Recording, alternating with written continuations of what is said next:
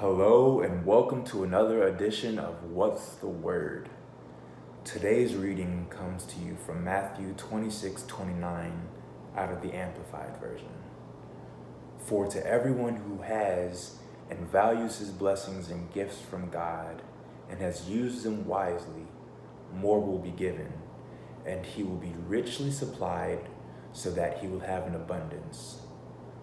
But from the one who does not have, because he has ignored or disregarded his blessings and gifts from God, even what he does have will be taken away.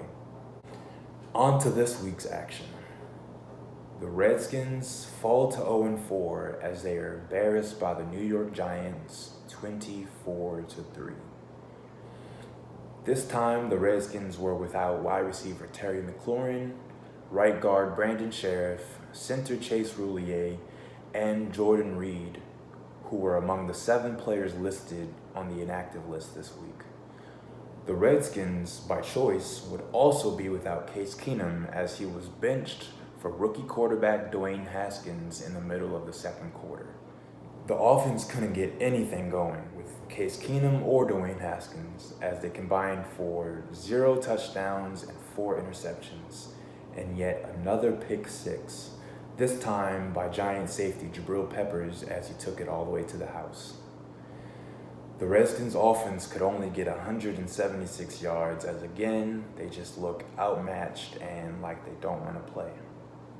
Defensively, it was more of the same for the Redskins. Filling in for injured running back Saquon Barkley, Wayne Gallman had 2 touchdowns, 1 rushing and 1 receiving, as fellow rookie quarterback Daniel Jones once again leads the Giants to victory. They are now 2-2 on the season. The Redskins' quest for 0-16 continues next week, Sunday, October 6th, against the New England Patriots at 1 p.m. For the Baltimore Ravens, it didn't fare any better for them. They fall to the Cleveland Browns 40-25. All week, Ravens players were quoted as saying they were tired of the hype for the Cleveland Browns. It turns out, Cleveland just didn't care.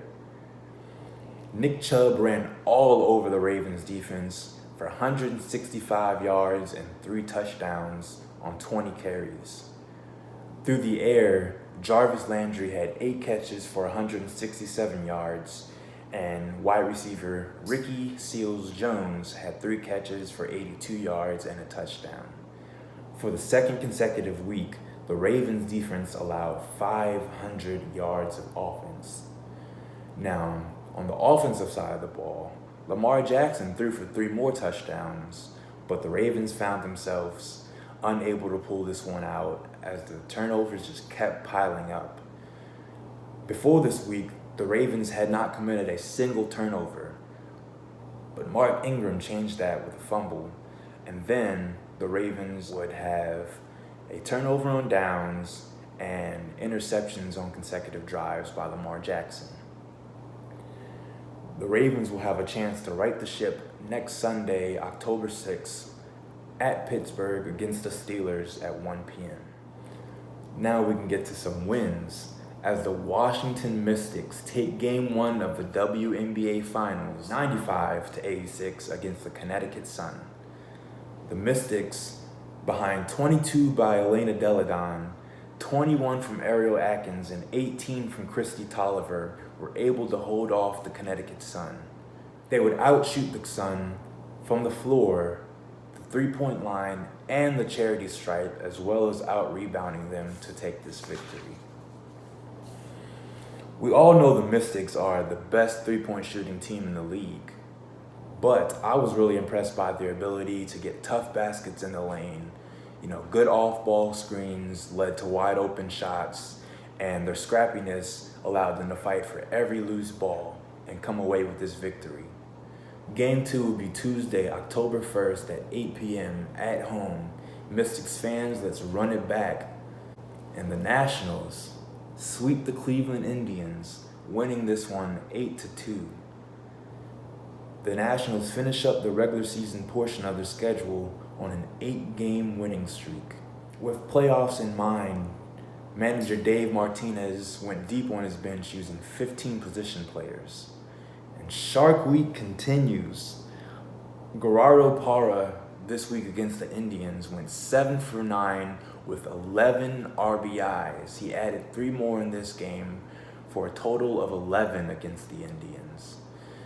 And after a 19-31 record to start the seasons, the Nationals finished their remarkable turnaround at 93-69, good enough for that wild card position, and at home, as they'll face the Milwaukee Brewers, with the St. Louis Cardinals having won the NL Central last night. This do or die game will be on Tuesday, October 1st at 8 p.m. The fight is here, Nationals fans. Let's get it. The Orioles would fall to the Boston Red Sox 5-4. The Red Sox were able to walk it off in the ninth to prevent the Orioles from getting their first series sweep of the season. However, there was some good news for the Orioles. In the 8th inning, outfielder Steve Wilkerson made a ridiculous highlight catch going over the short wall in right field around the 380 mark to snatch what would be the go-ahead home run. The Orioles were able to spoil left-handed pitcher Eduardo Rodriguez's bid for 20 wins on the season, but they still fall to 54-108 on the season. That is their second consecutive 100-loss season. However, the 54 wins does mark a 6-game improvement for the Orioles from their 2018 record. Baltimore will have a long offseason before they kick off the 2020 season on March 26th against the New York Yankees, who they were unable to get a single victory from. DC United was also in action against the New York Red Bull, fighting to a 0-0 draw. A 2-save effort from Bill Hamid gets United their 4th consecutive clean sheet, though the Black and Red could not muster a single shot of their own on goal. The point brings DC to 49 on the season and holding on to the final home field advantage spot, the 4th seed in the East. DC United will host FC Cincinnati on Decision Day, Sunday, October 6th at 4 p.m. This week marks the beginning of regular season action in the NHL, as on Wednesday, October 2nd, the Washington Capitals will face off against the defending Stanley Cup champion St. Louis Blues in St. Louis at 8 p.m. And that wraps up today's edition of What's the Word?